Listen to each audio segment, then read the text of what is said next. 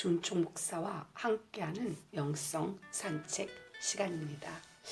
하나님은 때론 우리의 보금자리를 흩어버리십니다. 내가 따뜻하게 의지하며 힘의 근원이 되었던 모든 것을 치워버리시죠. 그리고 주님만 바라보게 하십니다. 마치 독수리가 그 보금자리를 어지럽게 하며 그 새끼 위에 너풀거리며 그 날개를 펴서 새끼를 받으며 그 날개 위에 그것을 엎는 것 같이 여호와께서 홀로 그들을 인도하셨고, 저는 한때 미술을 좋아했고 사진 찍는 것을 즐겨했습니다. 그래서 가끔은 혼자 카메라를 들고 가까운 곳으로 여행을 떠나죠. 하루는 혼자 동물원에 갔습니다.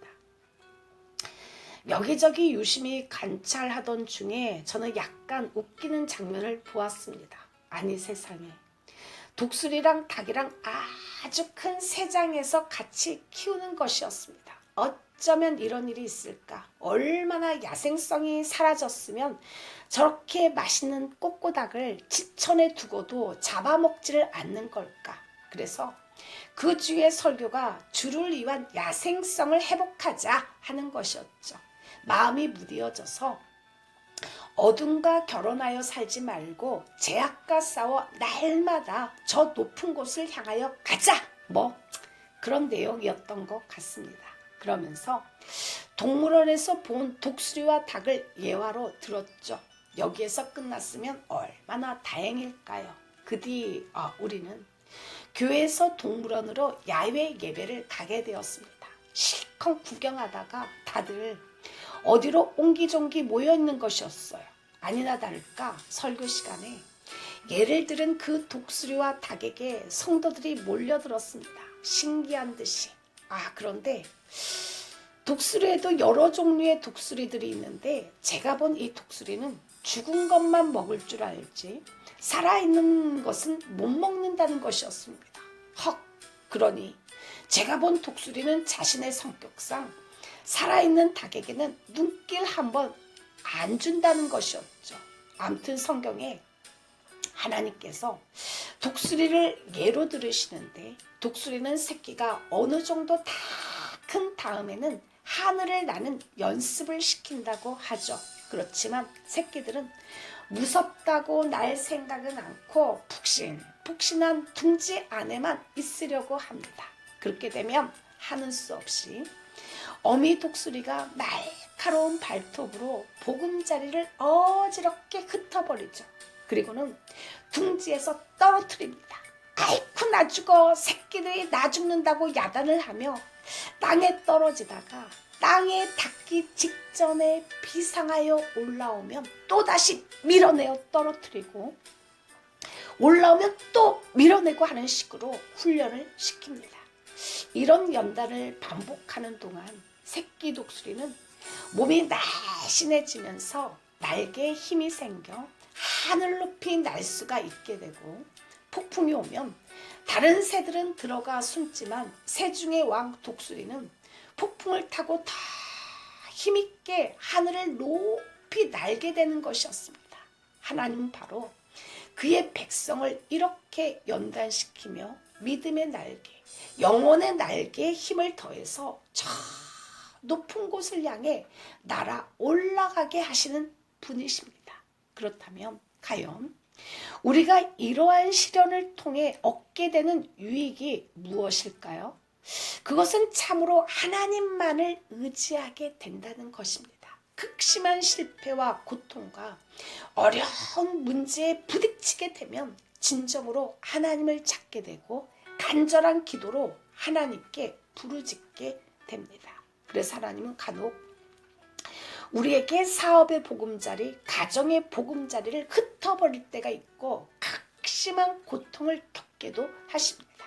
그리하여 세상의 헛된 것들을 의지하지 않고 오직 참된 진리요 생명이 되시는 하나님만을 바라보고 의지하게 함으로써 진정 복된 삶이 무엇인가를 깨닫게 하십니다. 그뿐만이 아니죠. 이 귀한 연단을 통해 믿음이 강건케 됩니다. 육신과 마음이 안일해지면 자기도 모르게 신앙생활 또한 나태해지고 이에 영역이 약해지기가 쉽죠. 오히려 고통과 시련을 겪으며 믿음이 더 강인해집니다. 독수리가 그 보금자리를 어지럽게 하고 새끼를 높이 얻고 올라가 떨어뜨리는 훈련을 자주 시킴으로써 그 새끼 독수리의 날개가 강인해져서 폭풍이 와도 문제가 없는 것처럼 우리 그리스도인 역시 많은 시련과 고통을 겪으면서 심령이 강해지고 굳세어지는 것이죠. 내 형제들아, 너희가 여러 가지 시험을 만나거든 온전히 기쁘게 여기라.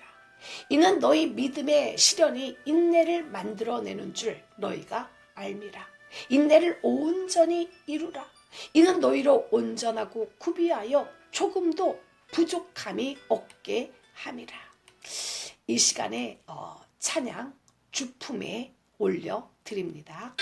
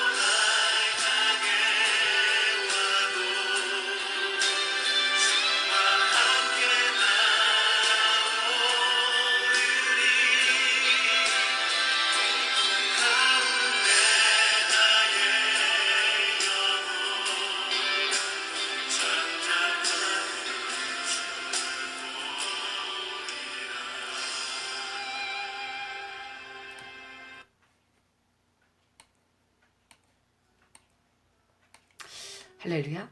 누가 요셉을 구덩이에 던졌을까요? 먼데 사람들일까요? 아니죠. 가장 가까운 형제들입니다. 때로는 우리의 꿈에 가장 큰 치명타를 주는 사람들이 누군지 아시나요? 가장 가까운 사람들입니다. 그는 가장 가까운 형제들에게서 버림받았습니다. 가장 가까운 주인에게서 버림받았죠. 그것도 충성을 다했던 주인에게서 버림을 받으면서 쓰라린 가슴을 움켜잡아야 했습니다. 저 역시 그랬죠. 가장 가까운 어머니와 사촌에 의해 상처를 받았습니다. 아픈 가슴을 부여잡고 천변길을 걸으며 울고 또 울었죠. 하나님이 왜 그랬을까? 처음에는 분이 나고 이해가 가지를 않았습니다. 그러나 그것도 잠시 바람에 흔들리는 갈대처럼 제 영혼이 흔들렸지만 저는 하나님께 모든 것을 맡겼습니다. 한순간의 분노로 인생을 망치고 싶지 않았죠. 저는 살기 위해 하나님께 가까이 갔을 때 그 분의 의도를 깨달았습니다. 하나님은 저에게 사람을 의지하지 않는 훈련을 시키셨다는 것을 알았죠. 사람은 의지할 대상이 못 된다는 것을 알려주셨고 철저히 하나님만 의지하면서 일하는 훈련을 시키셨습니다. 성령의 불이 하늘로서 임한 이후로 많은 친척들은 물론 형제들까지 날로 예수님을 영접하는 사람들이 늘어갔죠. 예수가 밥 먹여주냐? 예수 믿는 사람들이 사는 꼴이 그게 뭐냐? 라고 혀를 내두르며 조롱하던 이들까지 하나님의 하시는 일에 놀라며 주님 앞에 다 무릎을 꿇었습니다. 그러면서 차츰 주의 길을 걸어가는 주의 종들이 배출되기 시작하였죠. 그 중에는 이모가 있었습니다. 아무도 그녀의 성공을 예측하지 못한 상황에서 놀라운 일이 일어나기 시작하였습니다. 한평 남짓되는 미용실에서 TV 한 대 놓고 20여 년의 세월을 보낸 그녀가 소위 세상에서 말하는 성공의 길을 걷기 시작하였습니다. 그녀는 제법 안정적인 유치원과 기가 막히게 큰 건물들을 소유하게 되었죠. 노회에서조차 인정받는 임역원이 되었으며 주위에서 하나같이 성공한 목회자라는 평을 듣게 되었습니다. 거기에는 그녀의 성격도 한몫을 하였죠. 조용히 드러나지 않는 겸손한 성품에 부드러운 카리스마까지 많은 사람들이 그녀를 따르게 하는 데 있어서 중요한 요인으로 자리 잡았습니다. 하지만 세상에서 말하는 성공 이후로 자식들 간에는 오랜 다툼이 시작되었죠. 이모에게는 아들과 딸 내외가 있는데 교회를 물려받기 위한 치열한 암투가 그들 사이에 시작되었던 것이죠. 그러면서 아들 내외가 점점 밀리기 시작하였고 이모와 아들 내외와의 관계도 점점 멀어졌습니다. 그런데 그 상황에서 기가 막힌 일이 벌어지기 시작하였죠. 이모네 아들 내외가 자신의 엄마와는 등을 지고 제 어머니를 찾아오기 시작하였던 것입니다. 그들은 나의 어머니를 자신의 어머니라고 불렀죠. 그러면서 자신들이 어머니 교회를 물려받은 듯이 행동을 하였습니다. 그러니 이제는 이모까지 신이 났죠. 자기 아들이 자기 언니의 교회를 물려받는다고 생각하니 하늘을 찌를 듯이 기분이 날아갔습니다. 자기 딸과 사위는 자신이 세운 교회를 물려주고 자기 아들은 언니의 교회를 물려받고 그들에게 있어 교회를 두고 벌린 은밀한 10여 년의 전쟁이 끝나는 듯 하였습니다. 어머니와 식사를 매번 같이 하는 그들을 보며 전 참 아이러니했죠. 목회의 길을 잘 훈련받다가 교회를 물려받고 싶습니다 하면 그런가 보다 하고 이해를 할 텐데 이 상황을 어떻게 이해할지 참 난감했습니다. 그들이 그렇게 행동할 수 있는 이유가 어디 있을까 생각하니 그것은 제 어머니의 행동에 문제가 있다는 것을 알았죠. 80의 나이에도 어머니에게 손자가 없었던 것입니다. 저는 아무리 행복하게 보이는 부부가 손을 잡고 걸어가도 부럽다 하는 마음이 이상하게 들지가 않았습니다. 오히려 이 세상에서의 가장 큰 행복은 주님과 함께 나의 전 생애가 그분을 위해서 드려질 때가 가장 기뻤죠. 물론 하나님께서도 사람을 붙잡지 아니하고 그분만을 의지하는 성격을 들어쓰셨지만 왜 나는 부러워하는 마음이 들지 않을까? 그 원인이 어디에 있을까? 가만히 생각해 보았습니다. 자녀에게 있어 가장 확실한 교육은 무의식 중에 있습니다.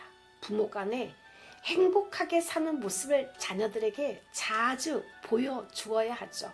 문간에서라도 키스하는 것을 보면 아이들이 저희끼리 야 지금 엄마 아빠 뭐 한다? 이렇게 이야기하지만 행복하게 사는 부모를 보고 자란 아이들은 대학 졸업하기가 무섭게 시집장가 잘 갑니다. 부모의 행복한 모습을 보지 못하고 자라는 아이들은 야 저렇게 살 바에는 왜 살아야 되나? 왜 결혼하지? 하는 생각이 드는 것이죠. 더군다나 어머니가 여성 목회자이다 보니 교회는 상처가 많은 여성들이 찾아왔습니다. 가정폭력에 시달리는 여성, 남자가 유부남인 줄 모르고 교제하다가 덜컥 아이를 낳고 보니 이미 결혼한 남자라서 울며 찾아왔던 상근이 엄마. 그러고 보니 정말 갖가지 사연을 지닌 여자들의 얼굴이 떠올랐습니다. 덕분에 저는 남자에 관한 환상을 가지고 있지 않았죠. 저는 그녀들을 케어하며 여기에 관해서도 연구를 해보았습니다. 왜 사람들은 힘들어하면서도 건강하지 못한 관계에서 벗어나지 못하는 것일까? 왜 같은 유형의 사람들에게 거듭해서 끌리는 것일까? 여기에 관해서도 여러 가지 이론이 있습니다. 가장 잘 알려진 것이 OA 이론, Opposite Attract, Opposite Attack 이란 이론이죠. 이 말은 반대 성향은 서로 끌리면서도 부딪힌다는 뜻입니다. 우리가 상대방이 내가 없는 성향을 지니고 있을 때 그것을 장점으로 여기고 매력을 느끼죠. 하지만 결혼 후에는 장점으로 인식했던 것이 자신이 익숙하게 살아온 생활 패턴을 거스르기 때문에 오히려 단점으로 여기게 되죠. 또 다른 유효상종 이론도 있습니다. 이것은 비슷한 생활 방식, 성장 과정, 학력, 관심사, 같은 꿈을 가진 사람들이 서로에게 끌린다는 것이죠. 비판적인 가정에서 자라난 사람은 성인이 되면 의식적으로 사랑이 많은 사람을 찾습니다. 자신은 절대로 비판적인 사람과는 결혼하지 않겠다고 결심하죠. 하지만 무의식적으로는 자기도 모르게 비판적인 사람에게 끌려서 결혼하는 경우가 많죠. 자신에게 익숙한 것이기 때문입니다. 예를 들어 자신의 친정어머니가 무능력한 아버지를 만나 술 시중 들랴 생활비 벌라 평생에 뼈 빠지게 고생만 하다가 세상을 떴는데 가만히 보니 딸 역시 무능력한 남편 밑에서 갖가지 고생만 하다가 늙어가는 자신의 모습을 발견했습니다. 그리고 딸은 어머니의 무덤을 찾아가 대성통곡을 하였죠. 엄마, 왜 엄마 팔자나 내 팔자나 이렇게 기구해? 우리는 이렇게 때로는 건강하고 낯선 것보다 비록 병적인 것이라도 익숙한 것을 택하는 경우가 많죠. 적어도 익숙한 상황에서는 어떻게 대처하는지 경험으로 알고 있기 때문입니다. 이제는 자기 자신을 소중히 여기십시오. 과거의 익숙한 패턴을 끊고 가감하게 자기 자신을 여왕처럼 대접해 보십시오. 오프라 윈프리의 말처럼 여왕이 한번 돼보세요. 뚱뚱하고 평범한 흑인 여성으로 미국인의 사랑을 한몸에 받고 있는 방송인 오프라 윈프리 역시 파란만장한 인생을 살아왔습니다.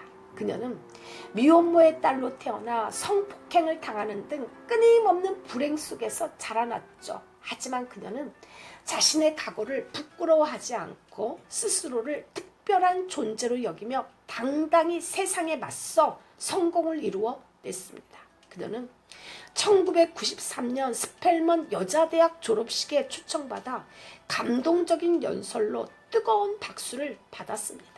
여러분, 여왕이 되십시오. 용감하게 평범함을 넘어서야 합니다. 개척자가 되십시오. 지도자가 되세요. 어떤 고통이 닥쳐도 삶을 껴안을 줄 알고 두려움 없이 도전할 수 있는 사람이 되십시오. 진실을 찾는 사람이 되세요. 사랑하는 마음으로 자신을 지배하는 사람이 되십시오. 여왕이 되십시오. 계속 새로운 아이디어를 낳고 여자임을 기뻐할 줄 아는 여자가 되십시오. 여러분이 자신의 특별함을 망각해 버린 특징 없는 여자가 되어 시간을 낭비하지 않도록 기도하겠습니다. 우리는 하나님의 딸들입니다. 온 세상 사람들에게 사랑하는 법을 가르쳐주기 위해 세상에 왔습니다. 과거에 무슨 일을 겪었는지는 아무런 문제가 되지 않습니다. 그런 것은 전혀 상관이 없죠. 문제는 당신이 이 세상에 어떤 사랑을 선택할 것인지, 직장이든 가정이든 당신이 세상에 공헌하고자 하는 분야에서 어떻게 그 사랑을 표현할 것인가 하는 것이죠. 여왕이 되십시오. 하나님의 사랑 안에서 하나님의 형상으로 자신을 귀하게 여기십시오. 저는 제 인생의 반려자가 되어주신 예수님이 얼마나 고마운 줄 모릅니다. 예수님과 함께 하는 이 삶은 저를 당당하게 하고 매 순간에 행복을 느끼죠. 저는 저에게 생명을 주신 주님을 날마다 전하고 싶습니다. 마치 우물가에서 예수님을 만난 사마리아 여인처럼. 이 시간에 찬양 나 아무것 없어도 한 곡 올려드립니다.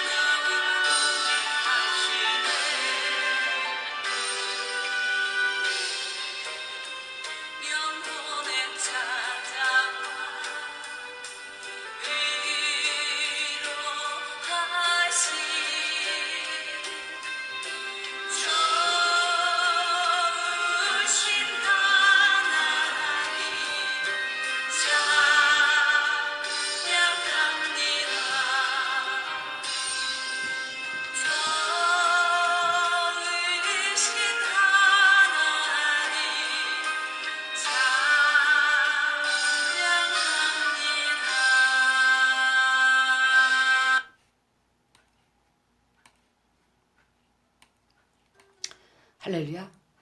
이럴 수가. 하나님이 그 따뜻한 보금자리를 치워버리고 저를 벼랑 끝으로 떨어뜨렸습니다. 으악! 저도 새끼 독수리처럼 저 죽는다고, 나 죽는다고 비명을 질러댔죠. 모든 것이 절망적이고 큰 충격으로 다가왔습니다. 다윗 역시 그러지 않았을까요? 다윗은 사울 왕을 장인으로 맞이하였습니다. 어쩌면 다윗은 소년 시절 사무엘에 의해 너는 이스라엘의 왕이 되리라 라는 예언을 기억하고 우와, 이거야말로 하나님의 인도이구나, 내가 왕의 사위가 되다니 하고 감격했을지도 모르겠습니다. 하지만 이게 웬 날벼락일까요? 다윗은 사울 왕에 의해 궁궐에서 쫓겨났습니다. 장인 사울 왕은 다윗의 인생에서 조력자가 된 것이 아니라 원수가 되어 끊임없이 다윗을 괴롭혔죠. 가장 가까운 이들에 의해 다윗은 강야로 내몰렸던 것입니다. 사람은 누구나 사회적으로나 개인적으로 그리고 심리적으로 자신을 지탱시켜 주었던 보금자리를 잃어버리면 큰 충격과 고통을 받습니다. 삶의 기둥 같은 어떤 대상을 상실했을 때 사람들은 눈앞이 캄캄해지는 절망을 맛보죠. 그것이 사랑일 수도 있고 권력이나 재물일 수도 있으며 또는 명예나 그 밖에 자신의 중요한 삶의 원동력일 수도 있습니다. 여하튼 바로 그것을 상실했을 때 사람들은 소망을 잃고 자신의 삶에 중대한 위협을 느끼며 좌절감을 느끼게 되죠. 장관까지 지낸 어떤 저명한 정치인 부부가 있었습니다.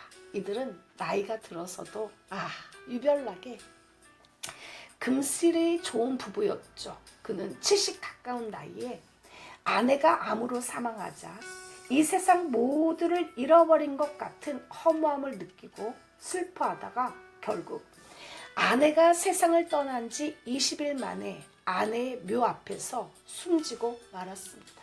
남편의 마음에 아내의 자리가 너무나 컸기 때문에 아내가 떠나자 지탱할 힘을 잃고 죽고 말았던 것이죠. 이처럼 우리를 사랑하고 지켜주는 사람들과 밀접한 연관을 가지고 있습니다. 그들 없이 살아가는 삶을 생각하지도 않다가 막상 그들이 떠나버리면 막막해져 버리는 위기 상태에 빠져들게 되죠. 지금까지 정서적으로 일체감을 느끼며 살아온 사람이 우리를 떠나려 한다던가 실제로 영원히 떠나버릴 때 인간은 심각한 위기에 직면합니다. 예전에 교회 서재 한쪽에 조금은 오래된 책이 눈에 띄었습니다. 이 책의 제목부터가 범상치가 않았죠. 죽으면 쭈그리라. 안희숙 사모님의 이 작품은 책을 읽어 내려가는 첫날부터 제 내리에 강한 인상을 남긴 한 권의 소중한 책이 되었습니다. 잠이 안 오는 밤이면 이불을 뒤집어 쓰고 읽으며 눈물을 흘리게 만들었고 저의 가슴에 주님을 향한 불을 다시 한번 뜨겁게 지펴준 책이었죠. 이 책에 보면 감옥에서 고생을 하신 주기철 목사님의 이야기도 실려 있습니다. 얼마나 지독하게 고문을 당했던지 인두로 지지고 물을 먹이고 코에다 물을 집어넣고 이렇게 무지막지하게 괴롭힘을 당할 때 그는 하나님께 울부짖었습니다. 아버지, 내 영혼을 어서 거두어 가옵소서. 이렇게 오래 가다가는 제가 순교를 하지 못할까 두렵습니다. 우리도 연단을 받으면 이 단계까지 많이 갑니다. 지금까지는 고통 중에 살아남았지만 이제는 환난이 너무 심하니 하나님의 뜻이 여기까지인가 보다. 이제 내 영혼을 부르시는가 보다. 이제 내 생명이 넉넉하오니 데려가소서라는 포기의 기도가 나오게 됩니다. 고통이라는 것이 잠깐 지나가는 것이면 견딜 수가 있죠. 그러나 오래도록 줄기차게 같은 고통을 당하면 점점 힘이 약해지고 점점 견딜 수가 없게 됩니다. 더 이상 견딜 수 없는 한계 상황에 도달하게 되는 것이죠. 힘에 지나도록 살 소망까지 끊어지고 이제 더 이상은 살 수가 없겠다. 이대로 죽는가 보다 라는 의지의 한계에 도달하게 됩니다. 그뿐 아니죠. 환난을 통하여 사람을 붙잡는다는 것이 아무것도 아니구나, 다 부질없구나, 싸우고 분쟁하고 잘났다 못났다 하고 이것이 도대체 무슨 일인가 하는 것을 환난을 통해서 우리는 비로소 이런 것들을 깨닫게 되죠. 그 다음에는 하나님만 의지하게 됩니다. 하나님을 의뢰하는 것으로 방향을 돌리게 되죠.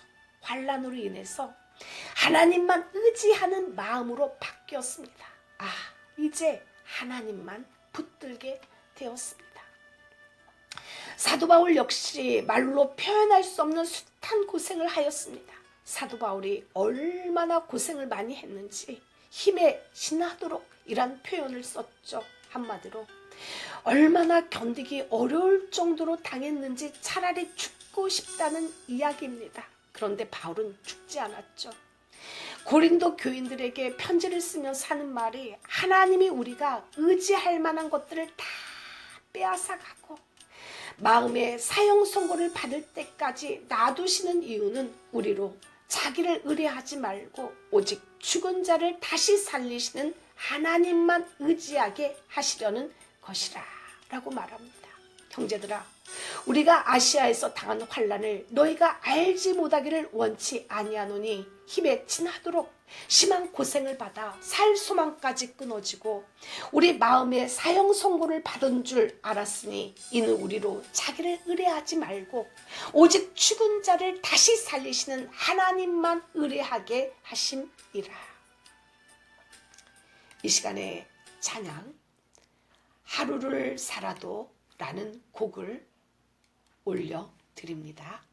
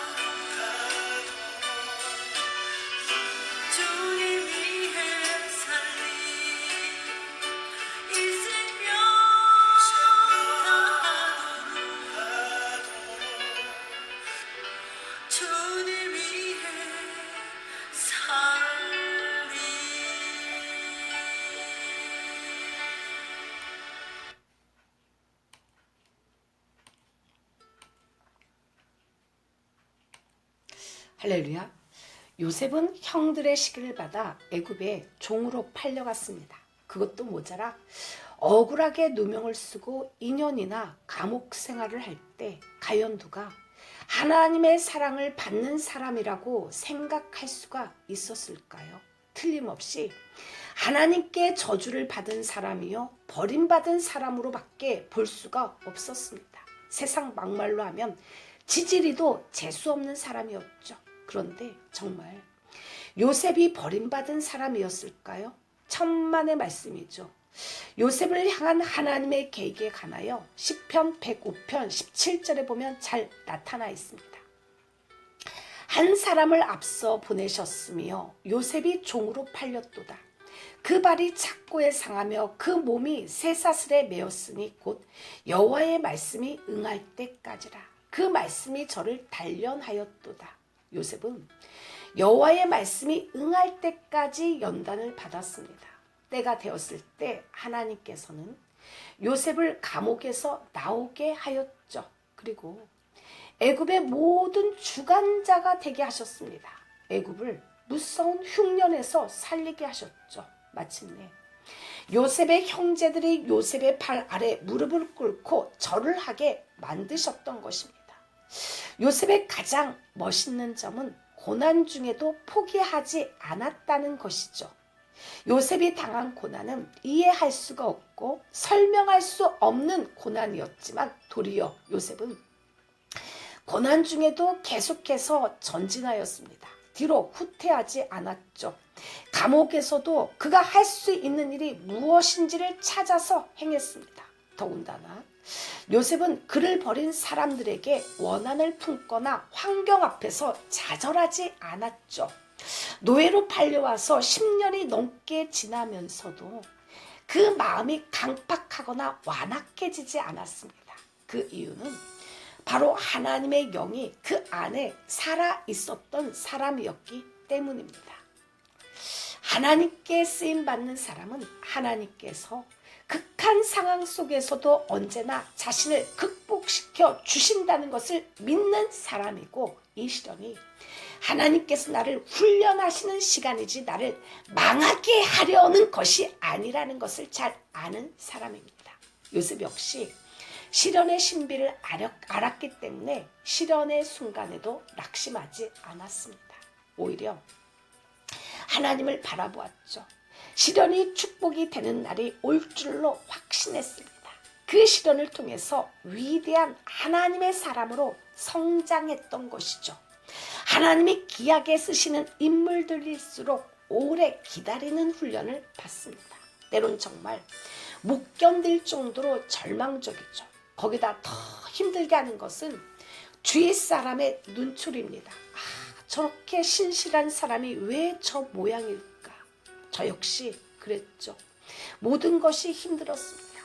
사람의 말 한마디조차 내 가슴을 빗으로 찌르는 것 같았죠. 저는 그 눌린 마음을 매가 같이 눈물로 이겨냈습니다. 인내와 끊임없는 노력, 참고 견디는 기도 등으로 10년을 보냈죠. 그 속에서 하나님 한 분만을 붙잡는 결단이 생겼고, 하나님은 이 같은 순수한 신앙을 기뻐하셨습니다. 하나님께서 쓰시는 사람은 고난을 담대히 이겨낼 줄 알고 또한 그 고독을 즐겨야 하죠. 고독을 감당하지 못하는 사람은 지도력을 발휘할 수가 없기 때문입니다. 성경 속의 모세가 그랬죠. 들판에서 그저 절망하고 낭망하며 절대 고독한 세월 40년을 거친 모세는 그 가운데 포기를 배웠습니다. 모세는 애굽 황실의 모든 부귀영화를 한 번에 빼앗겼죠. 이렇게 모세는 많이 빼앗겨 봤기 때문에 지도자로 들어 쓰셨습니다. 큰 절망, 큰 빼앗김, 큰 부도를 만난 사람은 시시한 것에 놀라지 않습니다. 절대 고독을 감당해 본 모세가 이스라엘 백성들이 덤빌 때 눈도 깜빡하지 않았던 저력은 바로 그런 연단과 훈련에서 비롯된 것입니다. 독일 속담의 말 그대로 나를 죽이지 않는 한 그것은 나를 더욱 강하게 한다. 이 시간에 찬양 마지막으로 나의 가는 길 주님 내 길 인도하시네 올려드립니다.